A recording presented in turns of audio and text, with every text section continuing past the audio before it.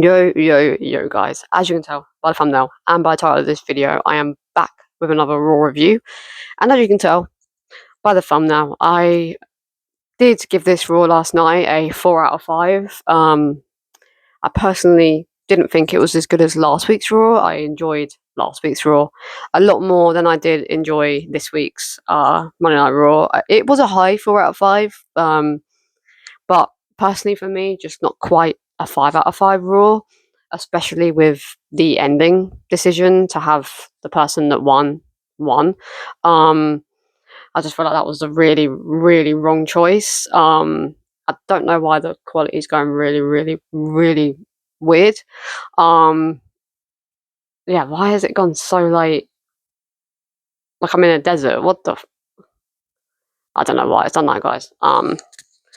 But yeah, I didn't think it was personally as good as last week's Raw. I don't think Raw is going to be as good for however long Seth Rollins is out for, because we did have a segment at the beginning of the night by Adam Pearce, announcement I'd say, to say that because of what happened with Braun and Bronson Reed last week, that hang on, sorry guys, my microphone disconnected. So yeah, which is really annoying because I like filming with the microphone because it makes the quality sound so much more better. But yeah, my microphone was like, yeah, you know what, finished. So I'm gonna have to charge both my microphones. It's just kind of annoying because I really enjoy doing it with a microphone. I did actually get a new microphone, but I think I might have explained this in a different video, but I got a microphone and I got the one that's like a pointy one instead of a rectangular, because my phone is this instead of like a headphones port. I didn't check before ordering it, so that's really annoying because I could have been filming it with that right now. That doesn't need to be put on charge because I want one that I don't have to charge it for, because it's annoying putting one on charge and not knowing how long it's actually going to last. But yeah, anyways, we're going off track. But I was going to start again, so I'm going to just repeat everything that I said in that minute 20 seconds, however long the microphone lasted for. Yeah, we did get it announced on last night's Raw that Seth is going to have to relinquish the World Heavyweight Championship. I did give last night's Raw a high 4 out of 5 because I don't quite think it was a 5 out of 5 Raw personally for me. Yeah, there was a lot of moments in this Raw that made it not be a 5 out of 5, to be honest with you, because yeah, we'll get onto those bits when we get onto those bits. But yeah. And I do feel that if Seth is genuinely injured to the point that he needed surgery on his shoulder and he's going to be out for some time, I personally I'm not going to enjoy Raw as much. Because Raw it just feels so weird about Seth Rollins. Like it just, I don't know. Like, I don't know how to explain it, but it just doesn't feel like a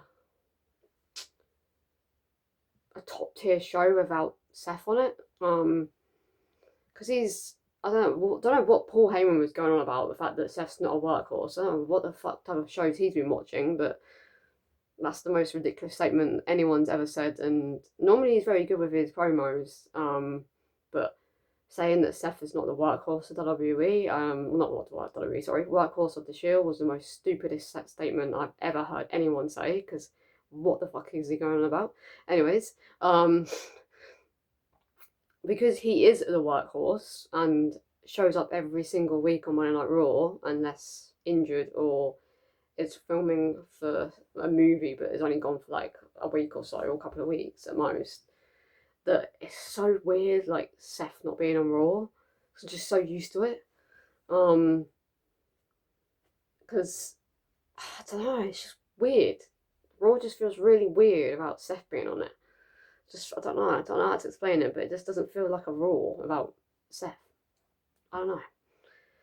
I don't know. But yeah, Seth was stripped of the World Heavyweight Championship. I really don't understand why they waited until this week to strip him from it, and I don't really truly believe that he is injured to the point that he needs surgery, because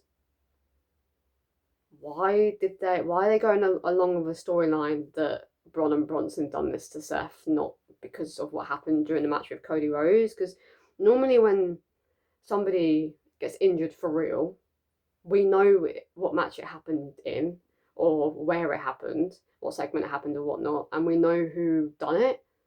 But they're playing this Seth injury as a storyline that Braun and Bronson Reed injured Seth Rollins, which I don't really get them going down the route of that kind of direction, because them going down that route kind of makes me believe that it's not as serious of an injury as they're making it out to be. Because if it's that serious of an injury, why didn't he just relinquish it last week on Monday Night Raw, and then done a number one contender still between Jey Uso, LA Knight, and CM Punk, and then on the following week done the Battle Royale or some sort of turmoil, and then the winner goes on to face CM Punk at Saturday's main event? Like, why have they done it as a storyline that Bronson Reed injured Seth Rollins, and then Seth didn't relinquish it until the following week because of what they done? I just think that's just a bit weird.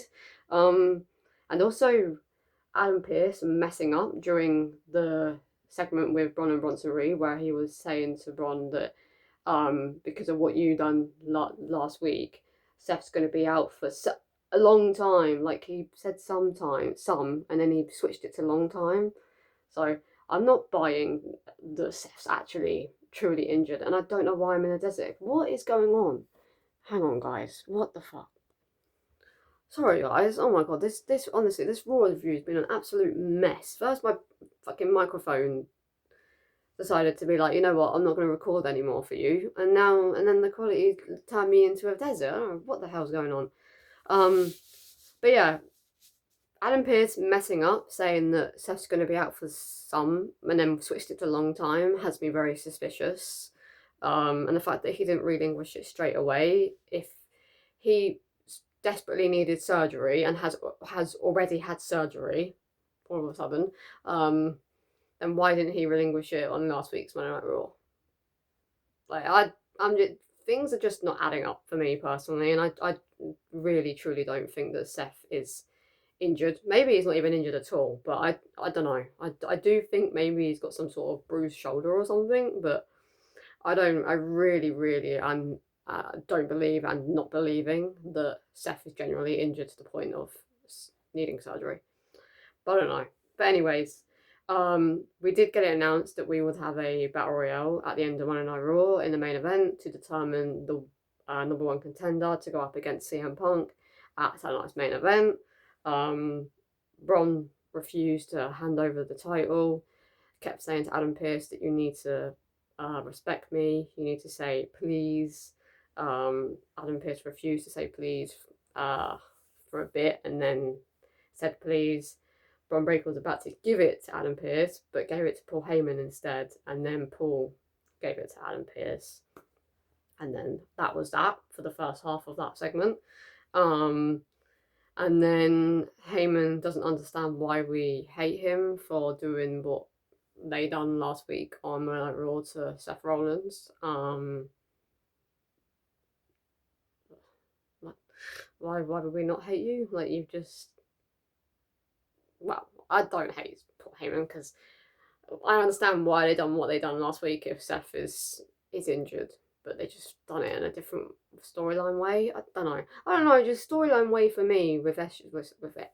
What the fuck? With Seth's injury, just, I don't know. It doesn't work. Like, because they're doing that with Jacob Fatu, because obviously Jacob Fatu is dealing with a non-wrestling injury.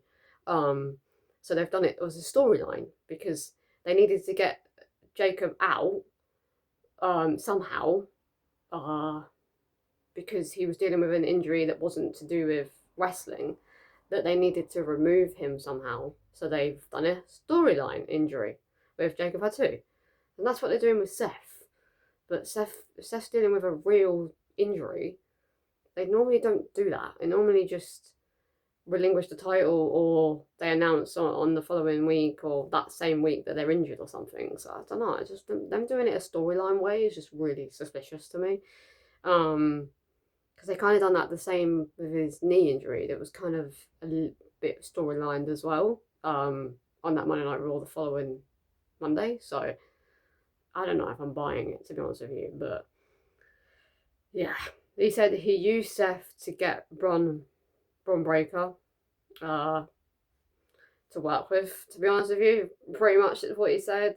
Like, he used Seth to bring in Braun Breaker and Bronson Reed so that Paul Heyman can be the oracle for Braun Breaker and Bronson Reed, because he doesn't necessarily need Seth, because Seth doesn't need him. And this is why Seth is the GOAT and better than someone beginning with R and someone's other name beginning with R, aka Roman Reigns. Because if you noticed during what is it? Was it a segment later on in the night between Braun Breaker and Bronson Reed? Paul Heyman was like, "Look, I turned the big dog into the tribal chief. I turned Brock Lesnar into," whatever he said about Brock Lesnar, because I wasn't really paying attention when he was talking about Brock, to be honest with you. He made CM. Oh yeah, and he also spoke about CM Punk and Emo Kid or something like that. Anyway, a rebel. Oh, rebel, not emo. Well, emo, but rebel.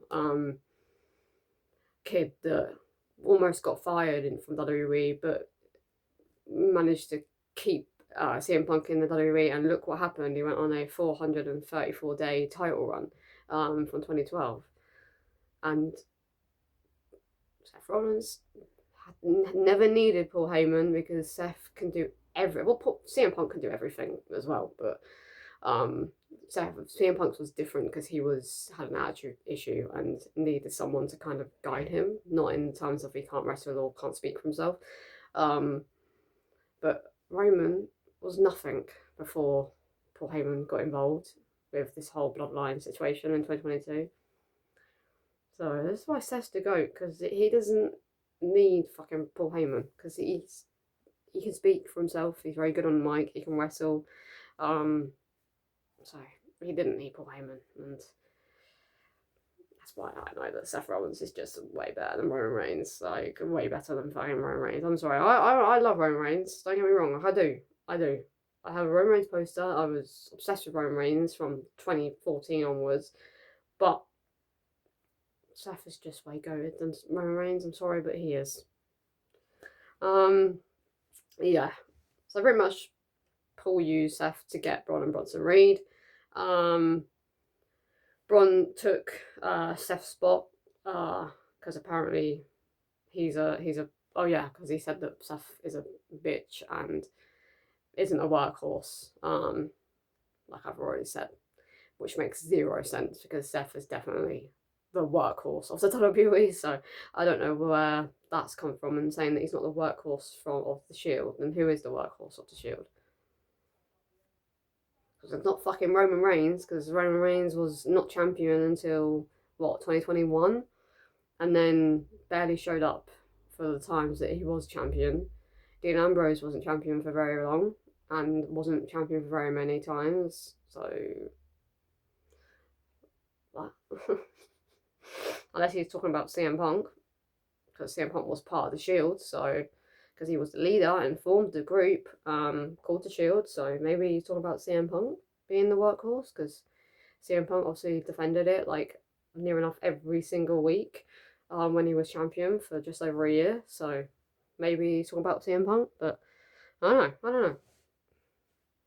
Yeah, so that was the beginning segment. I did give it a low 4 out of 5, because it was close to being a 3, but then the Paul promo that he done after Adam Pearce left the ring, considering that it went on for a little bit longer, I ended up giving it a low 4 out of 5, but don't think it was any better than a low 4 out of 5 for me personally. But yeah.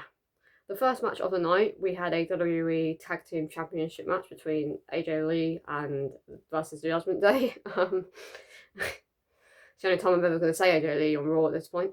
Yeah, get onto that when we get onto that, because that's getting frustrating as fuck as well.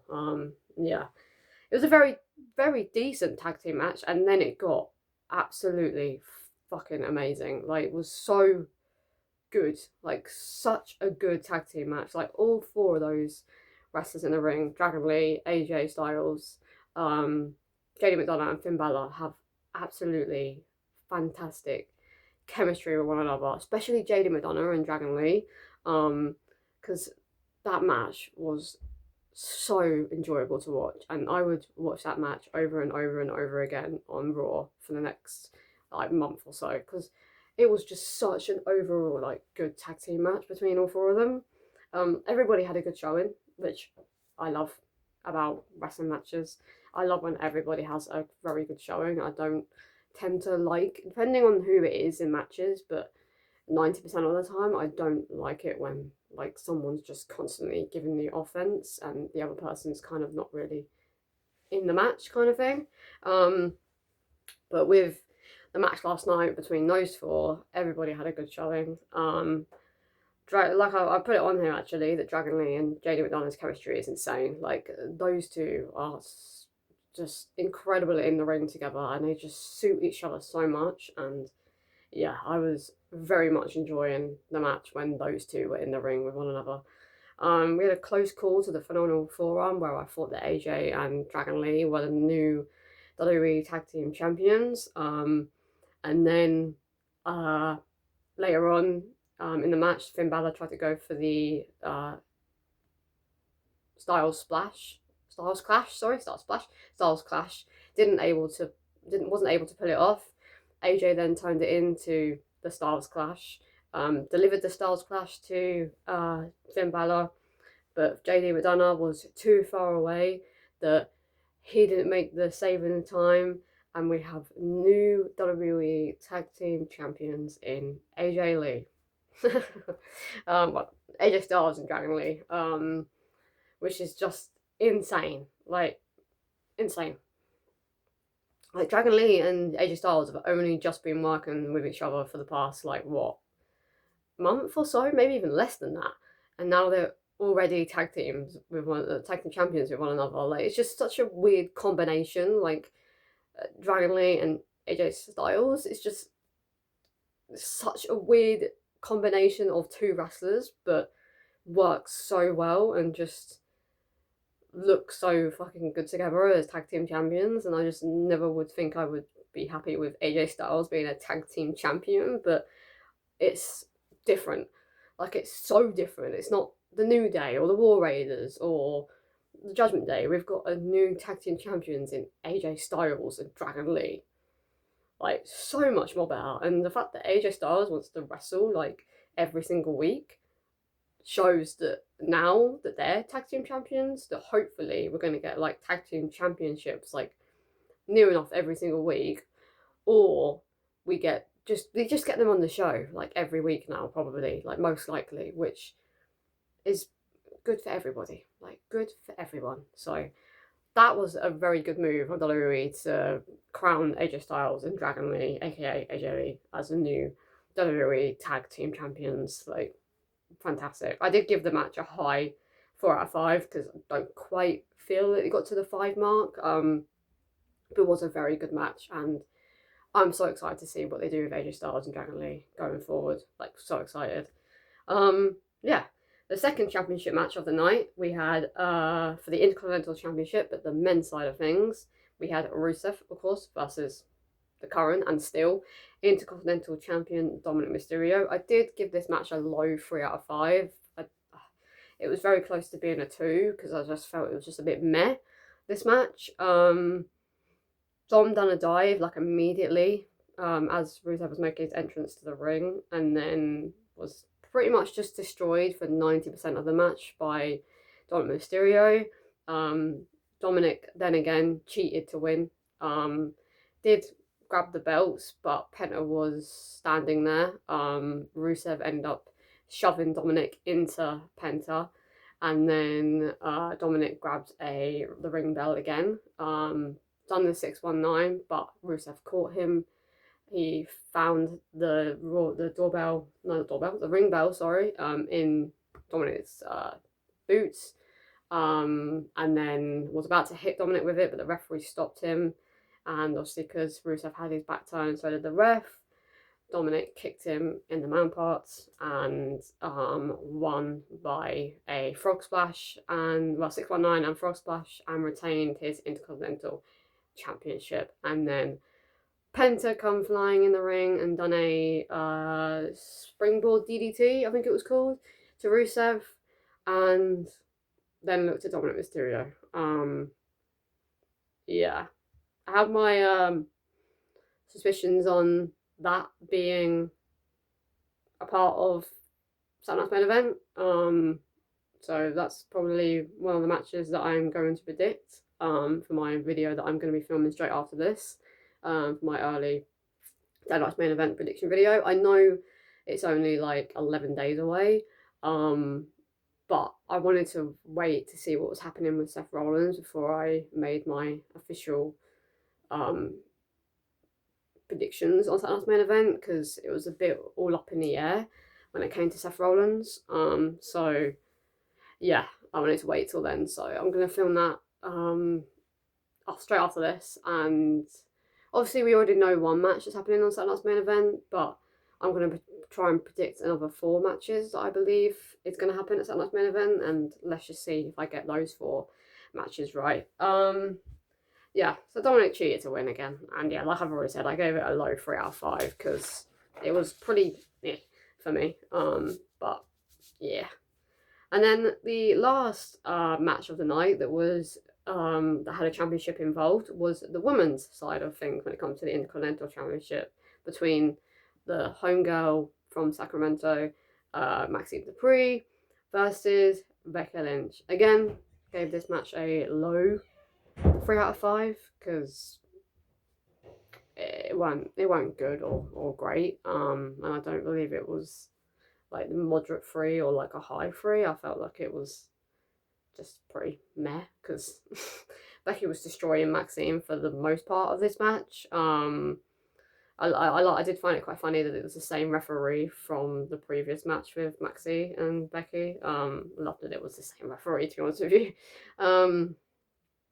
But yeah, and then Becky was constantly trying to win by count out, because obviously Maxine won by count out last time, so Becky was trying to get Maxine counted out this time, but it just didn't work.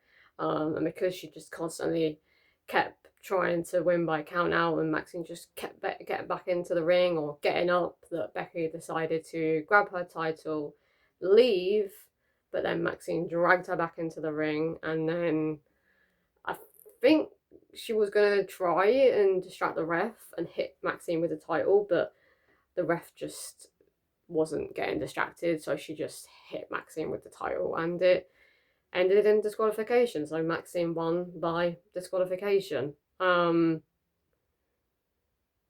then there was no AJ Lee again.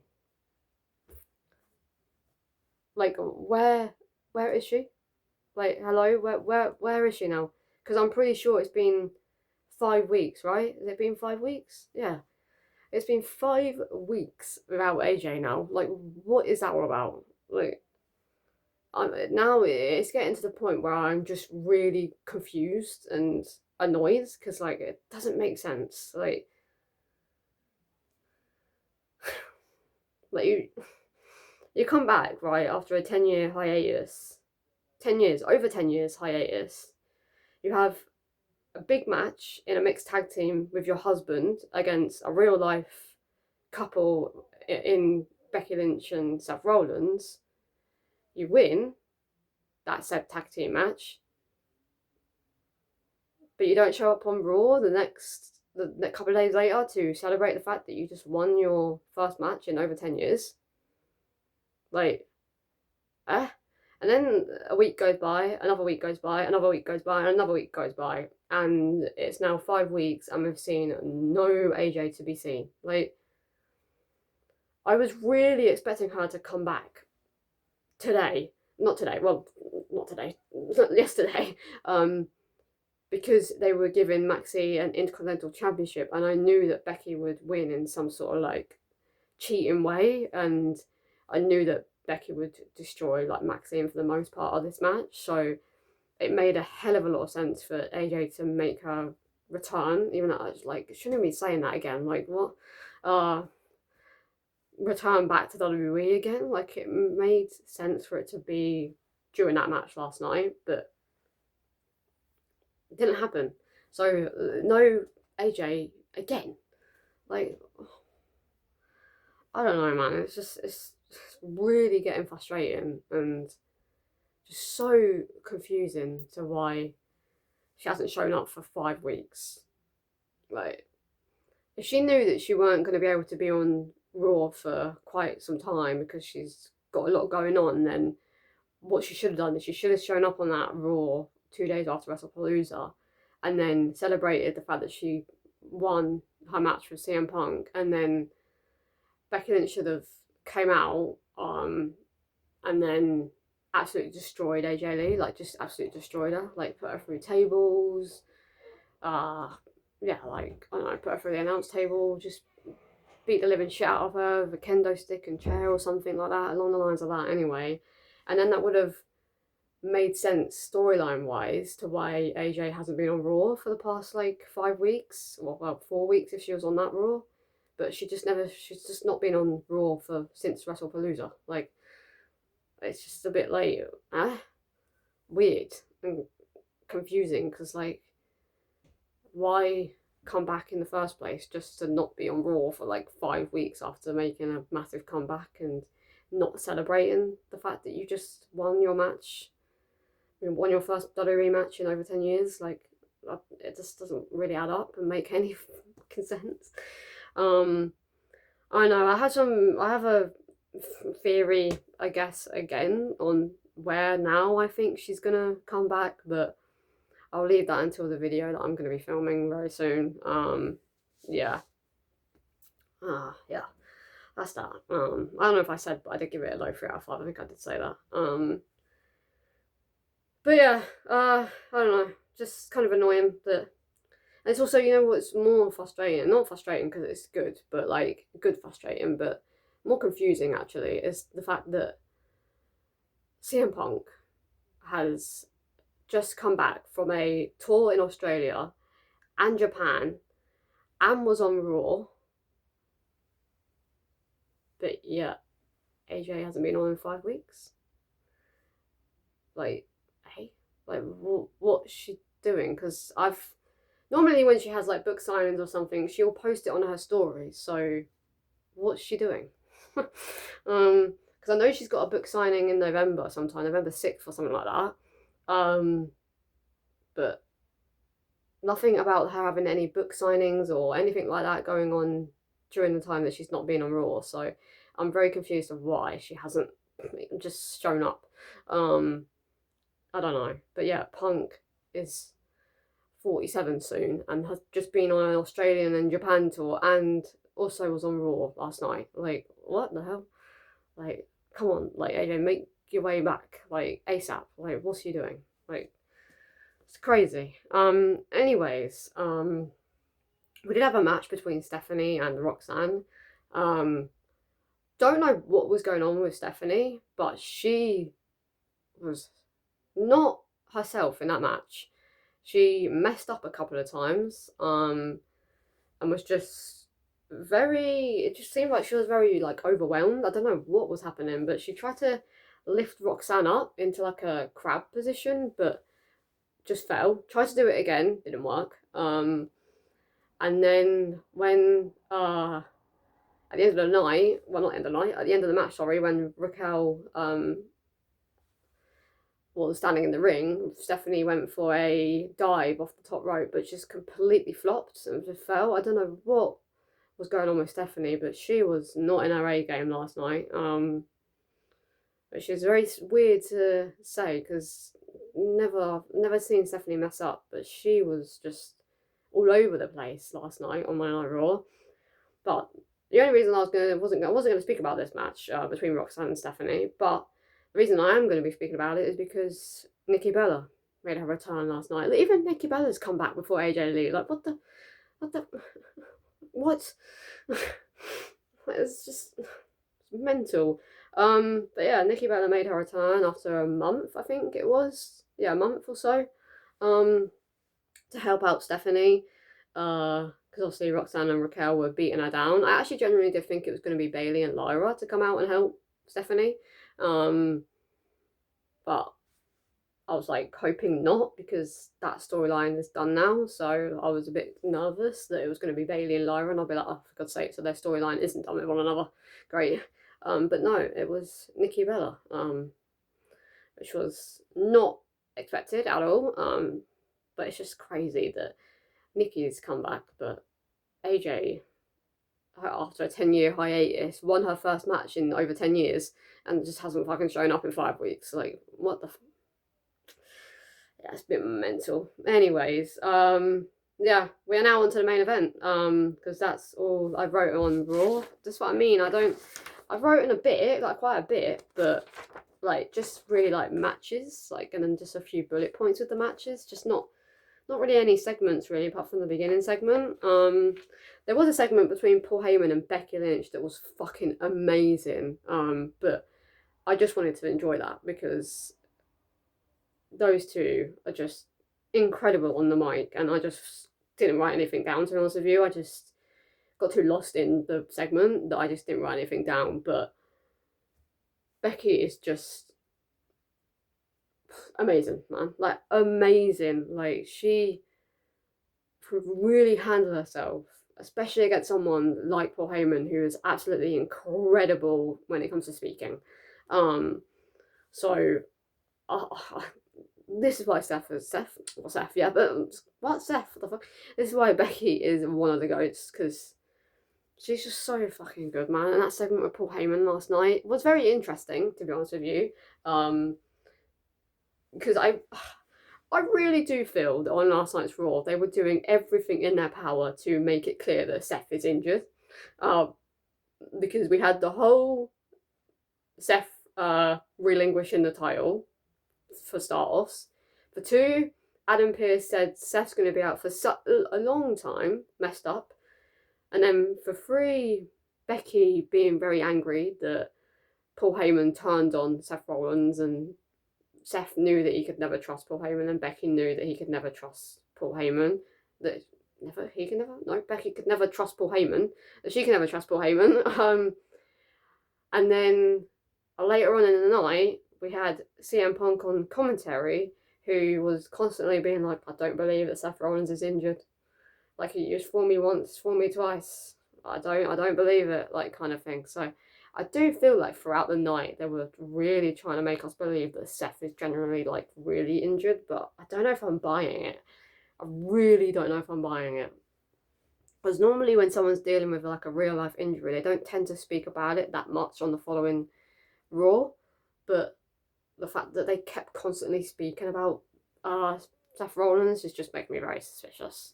So I don't know. But anyways, that was a very good segment for last night's Raw between Paul Heyman and Becky Lynch, and I'm very intrigued to see what goes on between Becky and Paul Heyman now, and where Becky goes from here, because obviously she's still in Continental Champion, but hasn't got anyone to defend it to because AJ just doesn't want to show up. So yeah, I don't know what they're doing with Becky at the moment. I have a theory actually on what they're doing with Becky, but we'll leave that for the Satellite's main event early prediction video. But yeah, the main event was, like I've said at the beginning of the Raw, was a number 1 contender for to go against Becky. Oh my god, I can't speak about Becky Lynch, and I throw myself off because it's like stuck in my eye. Okay, I'm done now. I'm back. I'm back in the room. A number 1 contenders battle royale, and the winner would go on to face CM Punk at Saturday Night's main event for the vacant World Heavyweight Championship. I did give this battle royale a high 4 out of 5. Because for a battle royale, I really enjoyed this, because sometimes battle royales can end really quickly and loads of people get eliminated like really fast. But I felt the pace in this battle royale was just perfect. Like, everybody had a pretty good showing in this battle royale, and I feel like it wasn't just someone constantly being eliminated like normally. that's what happens in a battle royale. But I don't know, it just felt very better paced, this battle royale, and I really enjoyed it. Really enjoyed it. Um, it was weird getting to see everybody make their entrances into the battle royale, because normally I'm used to, like, when it's a battle royale, there's an advert and we miss all of the entrances to the battle royale apart from like the last like 2 or 3. But because Raw doesn't have adverts, we got to see everybody make their entrance into the battle royale, and that was really really weird because we normally don't get to see that. So yeah, that was odd. But yeah, like I've already said, but CM Punk was on commentary for this match, because obviously he's already got his spot at Silence main event because he won the triple threat last week.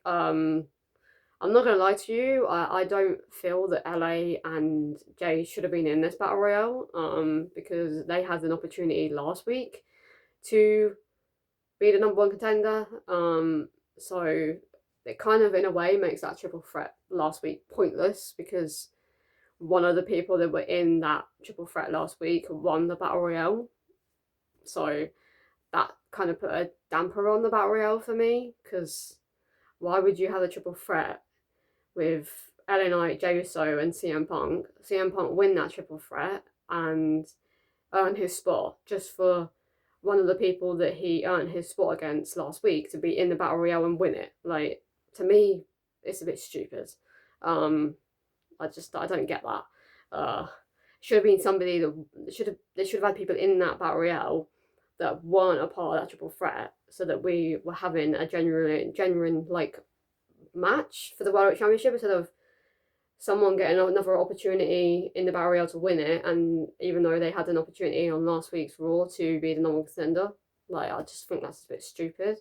That's why I personally just didn't want CM Punk. I didn't want LA Knight or Jey Uso to win it. And as soon as they took Adam Pearce took Bron Breakker and Bronson Reed out of the battle royale, because they had a segment before the Becky Lynch and Paul Heyman one, that Adam Pearce had a graphic change because he took Bron Breakker and Bronson Reed out of it because of the disrespect that they showed Adam Pearce at the beginning of the night. Paul Heyman tried to plead to get Bron and Bronson back in it, but Adam said, "You've got to say please." Paul Heyman said please, but Adam refused to put them back into the battle royale.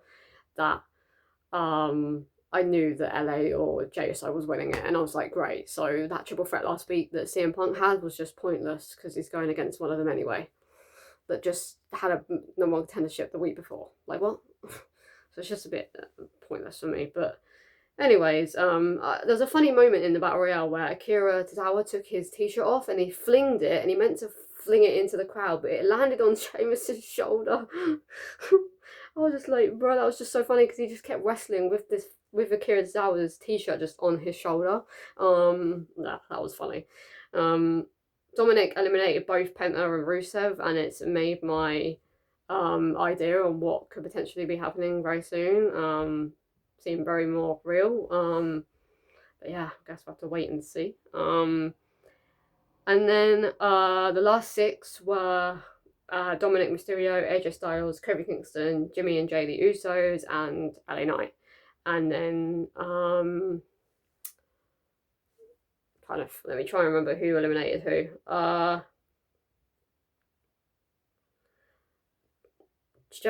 Jimmy Uso eliminated Kofi Kingston. Yeah. And then Jey Uso eliminated both LA Knight and Jimmy Uso. And then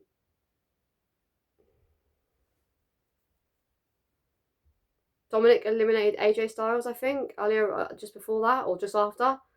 And then Jay eliminated Dominic Mysterio. So the last 4 were the Usos, Dominic, and LA. So yeah. So Dom eliminated AJ Styles. Yeah, he did.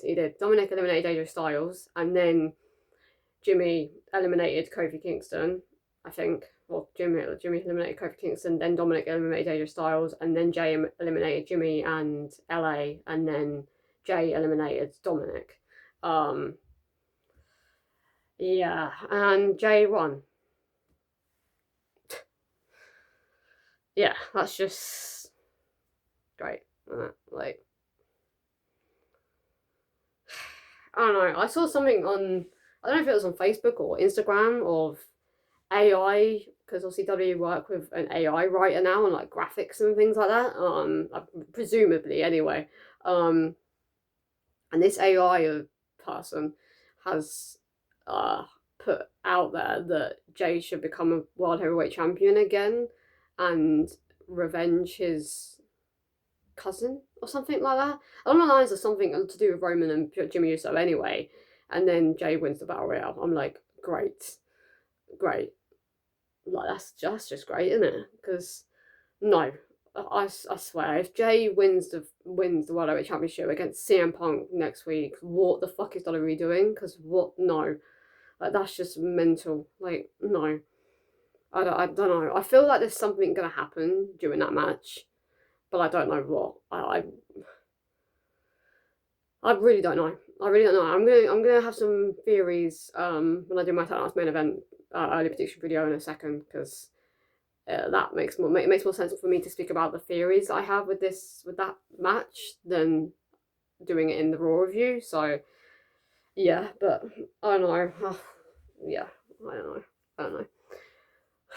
I would have rathered it was Bron Breakker that won, and we had Bron Breakker versus CM Punk. That's our last main event.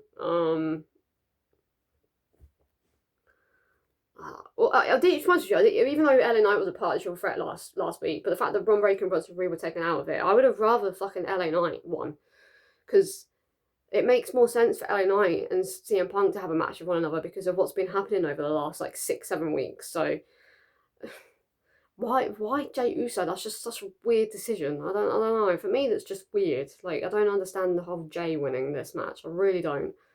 I really don't. But anyways, guys, that was my Raw review for this week's Raw. It's ended up being quite a long review, but I don't think it's been a long review because it was a good Raw. I think it's been a long review because there's been a lot to rant about, aka the whole Seth situation, AJ Lee not being on Raw, and obviously what's happened at the end of Raw with Jay winning the Battle Royale. So I think that's probably why this video has been quite longer than I was expected, but anyways, guys, do you agree with me that this week's Raw was a 4 out of 5, or do you believe that actually no, this was one of the best Raws this year and you gave it a 5? Are you giving it a 5 out of 5, or do you believe it was worse than a 4 out of 5 and you gave it a 3 out of 5 because it was decent but not quite good or fantastic? Or do you believe it was even worse than a 3 and it was 2 because there was a couple of things that you liked but not really much, but wasn't to the point that it was a 1 out of 5? Or do you believe that this was the worst Raw that you have watched in a while? You wish this Raw never happened. You will not go back and watch any of the highlights or anything to do with this Raw, and you personally think that this was a 1 out of 5 Raw. Let me know in the comments down below. And like I already said, I am going to be filming my Saturday Night's early Saturday Night's Main Event predictions, match predictions, sorry, that I believe are going to happen at Saturday Night's Main Event next Saturday. So that video will be out tomorrow. So look forward to that. And yeah, this has been Charlie, and I'll see you guys in the next one. Peace.